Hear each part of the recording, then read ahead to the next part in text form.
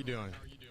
We're doing fantastic. Please break down for our audience exactly what's going on here with this proposition, I guess it is at this point, to allow the sale of white-tailed deer in the state of Mississippi. What's happening here? Well, what's kind of troubling about it just right off the bat is it hasn't even been introduced as an issue for public discussion yet by the Department of Wildlife, Fisheries, and Park Commission. It just started, I think several people started getting wind to a few private high-fence landowners, rich, politically connected, plan to I think they've been working with some commissioners behind the scenes to introduce this bill and have it passed so that white-tailed deer could be sold, legally owned by individuals and sold. And to say the least, Gerard, if we were to do that, it would be opening up Pandora's box. But right off the bat, just the fact that there's this thing going on behind the scenes and it hasn't been introduced to the public, that's troubling in and of itself. But, at the basis of it is that we use a North American wildlife conservation management process in Mississippi that's widely used across the nation. And it goes a long way back. America got it early on that wildlife don't belong to the king anymore, like was the case in England, and the king and his people are the ones who owned all the guns. Mississippi sort of signed up for what North America mostly went toward, and that is the fact that wildlife belonged to the public. Mm-hmm. And it's important for a lot of reasons. I think right off the bat, you think about CWD and other management efforts. You think about the conservation models that describe when deer seasons are going to be and how many deer someone can take, et cetera. That's all managed by the state. And I think that's an important principle, and that has enabled us in Mississippi to take wild-tailed deer and turkeys and other animals and bring them back. Some of them are on the brink of not even existing in Mississippi anymore. And these incredible wildlife management efforts have really worked well for us to manage the herd. So at the end of the day, white-tailed deer belong to the public. And if you say now that a few rich people can own white-tailed deer, then it's going to make it impossible for the Department of Wildlife, Fisheries, and Parks to manage the herd appropriately, both from a disease point of view and from a conservation point of view. It's Pandora's box in just about every way you can imagine. So how, the deer obviously move about quite a bit. So how do you lock them up? What's the plan there? What are these folks thinking about That's a good question. And people need to understand that the Department of Wildlife, Fisheries, and Parks Commission approved the use of high fences some time ago.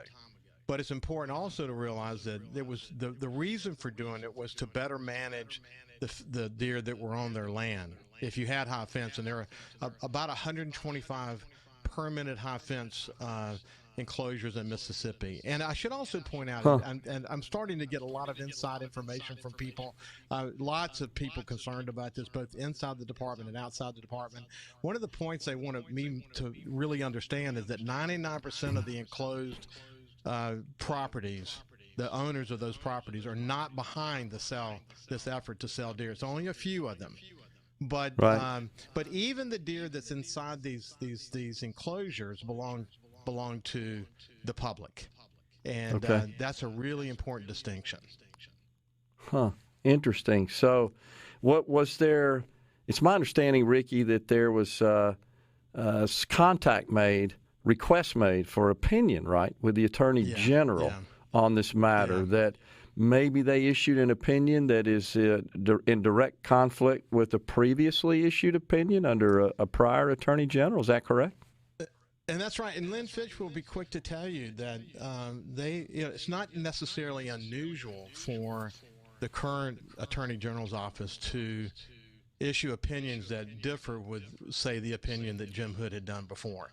What's important in this particular case, though, is that the very detailed opinion that Jim Hood issued was a very conservative opinion, actually, and it protected the wildlife, and it reconfirmed that wildlife are in the public trust. What Lynn Fitch's opinion is more narrow, and essentially says that the commission has has the right, has the ability to be able to say whether or not white-tailed deer can be sold or not in Mississippi. And I think it's going to be the basis for a significant challenge if it happens. A lot of this has been happening behind the scenes. We're slowly but surely letting people know about it. Notes are starting to come to me from a wide variety of people. There are over 700,000 hunters and fishermen in this state. And this is to their best interest. And these few people, they may make good points, but at the end of the day, what makes Mississippi's wildlife heritage is that we take an approach toward conservation that says that wildlife belongs to the public, and any effort to move away from that, I think, is going to really work a lot of hunters up in a frenzy, because it's going to be impossible to manage things like CWD in the future. If we were, essentially what they want to do is they want to make the white-tailed deer that's in their enclosure livestock that would then be managed by the Department of Agriculture, I guess. It's a terrible, terrible situation. This has been challenged all across the United States.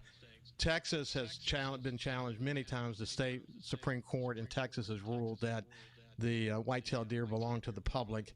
But there's still it's just a mess in Texas. I hope we don't get there. It is pretty evident that this is going to get introduced. There's a commission meeting happening right now, so they may have introduced it now and started the public commenting process. But so far, what's happened is behind the scenes.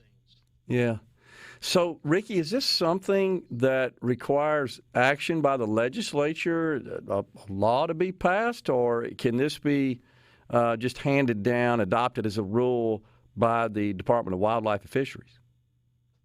Well, Lynn Fitch's opinion essentially says that the commission has the authority to do this. Now, what that probably will do, though, is the legislature will get up in arms about it, and what it will do is create the need for them to,